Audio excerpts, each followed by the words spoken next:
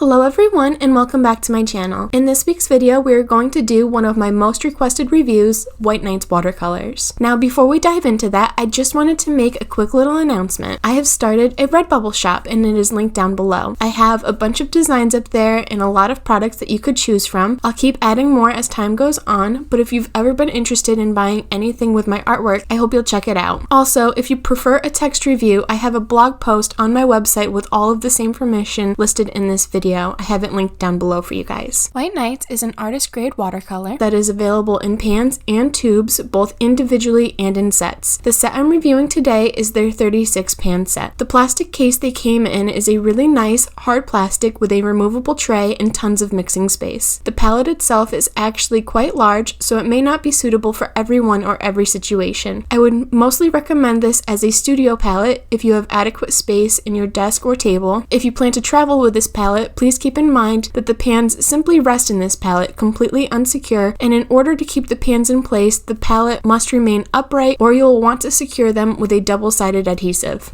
Lastly, if you are someone who doesn't like beading in your palette, this one beads quite a lot and it takes a while to break it in. The pans are all individually wrapped, first with a paper with the name, light fastness, and pigment information. Then they have a foil wrapper similar to a stick of gum, and once you unwrap it, you'll notice that the paints are not marked at all. In order to keep your paints organized, I would recommend writing the paint names on each of the pans as you unwrap them, especially if you aren't planning on sticking these into a palette. For marking the pans, I used a Sharpie and it's been holding up very well. This brand doesn't seem to have any sort of numbering system for their paints, so you'll have to write the full color name on your pans. This set is a bit unique because it comes with full pans, so you're going to get a lot of paint for your money. Also, keep in mind that you can reuse these pans as they run out of paint. You can either use tubes from White Nights to refill them, or you can refill them with another brand should you choose to upgrade or simply try another brand. These full pans are also nice for those of you who are using larger brushes or tend to go through paint quickly. I did have issues with debris being stuck to the tops of several of these paints as I unwrapped them. It didn't rub off and it simply came loose over time while painting. I also experienced several of my pans having fairly large air bubbles in the paint. This doesn't affect the paint and it didn't bother me personally, but I do know that this is a common issue and some people do tend to get upset when they realize that there are air bubbles in their paint. If this would bother you, then perhaps you should look into their tube paints. The paint is varied in this set as far as quality goes, but the color range is very nice. This set does have the warm and cool primaries that you would want to see in a beginner set, as well as some of the basics. There's a good selection of earth tones and plenty of colors to learn about color mixing. This set does seem to have some colors that are pretty close together, and it does have a bit of a heavy focus on the blues. Like I said, the quality does seem to be pretty varied. Some colors are very beautiful and pigmented, many are what you would expect in a student quality set, and a few are really quite terrible if I'm being honest. The paints re-wet very well, and you do not need to wet them prior to use. I actually find that if the paint gets too wet, it can be easy to pick up too much paint at once. These have minimal flow to them, but you could always add some oxgall to your water to increase that if you'd like. It's not a bad thing, it's completely up to your preference, but I do think having a little bit more control over the paint flow is more manageable for a beginner set. Some of the paints have a weird consistency to them and almost act like gel on the paper, even with 100% cotton paper. Unfortunately, the lack of flow emphasizes the effect and you are left with streaks in your paint that won't settle out. If you want this effect or like more texture in your paints, you may appreciate this. However, if you want a smooth look, some colors just won't allow it. The colors you would expect to granulate do and do so well, but keep in mind that there are some unexpected colors that have an unusual granulation to them as well. Again, if you like more texture in your paintings, you may enjoy this. The colors do have a pretty significant color shift, but that is not uncommon or unexpected, especially with this grade of paint. The paints glaze fairly well in the beginning. However, I did find that there was a limit to how much you could glaze with these. After a few glazes, they did have a tendency to lift quite easily and make the final part of the painting quite difficult. I found it hard to add texture and depth later on in the painting, and I found these to be worse at glazing than other student grade paints I've tried. This may be a good set for you if you are someone who likes more texture in your paintings, doesn't tend to glaze a lot, or perhaps likes paints that tend to lift a bit easier. I would also recommend this for someone who plans to use it as a studio palette, or for someone who is willing to place them in a smaller, more stable palette palette for travel. I would also recommend this set to someone who wants a more predictable flow to their paints. I wouldn't recommend this set for someone who works in several glazes like myself, who wants a predictable quality to their paints, or wants to push the limits for the depth and contrast in their work. I also wouldn't recommend this to someone who wants a smooth finish to their artwork, who wants a more flowy or unpredictable watercolor, or someone who wants to use the set for travel. Now for a few notes on some of the individual paint colors. I would consider the core or basic primaries of this set to be Madder Lake Red Light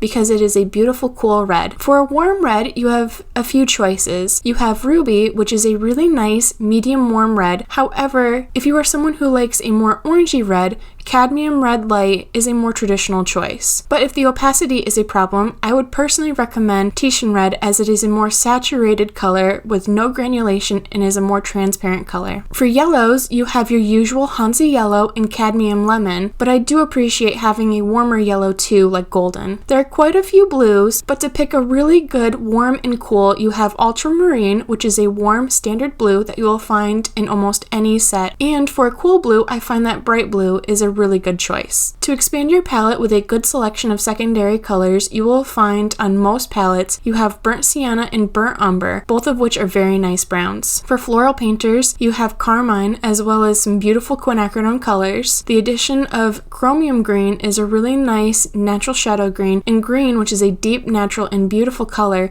but can also easily be pulled into other beautiful shades by mixing. Payne's Gray is lovely and is a staple on my palette for quick shadows. However, keep in mind that this is an unconventional mix, so it may perform differently than others when mixing. If you are someone who uses white, keep in mind that this palette contains a zinc white. This is a more transparent mixing white, and if you are someone who wants a more opaque white, I would recommend titanium white or gouache depending on your uses. There are some colors that I found to be pretty disappointing. To start, we really need to address the elephant in the room, which is the yellow ochre. The one I received is gelatinous, streaky, and lightly pigmented. It's also harder to wet than most of the other colors, and to be honest is the worst yellow ochre I've ever come across. In my opinion, you would be better off scraping out the paint and finding a yellow ochre from any other brand to replace it. The cerulean blue is hard to re-wet and can be a little streaky. Other streaky colors include olive green, chromium green, green, and umber. Also, I should mention that these issues came up on 100% cotton paper, not just inexpensive papers. If you choose to use these colors on a wood pulp paper or another inexpensive paper, be prepared for these issues to be worse than what is shown. Also, I noticed some colors have a more pixelated look to the granulation. Emerald green, turquoise blue, indigo, Mars brown, and umber are the standouts. Also look for granulation on colors like cadmium red light, olive green, chromium oxide, cerulean blue, cobalt blue, quinacridone lilac, burnt sienna, burnt umber, raw sienna, Payne's Gray, and neutral black. Overall, I didn't love this set, but I can see why others do. I try to include pros and cons to each set that I review and include some of the uses or styles that I think it would work best for, so that you can make the most informed decision for yourself and your art practice. I hope that you enjoyed this review and you found it helpful. If you did, please give it a like, leave a comment, or share it. I love reading your comments and I try to get back to all of them. If you've ever tried this set, please leave a comment to let myself and others know your experience with it. Lastly, please don't forget to check out my Redbubble shop. I will be adding to this site and perfecting the offerings as I go. I've ordered some things from here and I was really happy with the quality of them. That is all for this video, and I will talk to you all next time. Bye!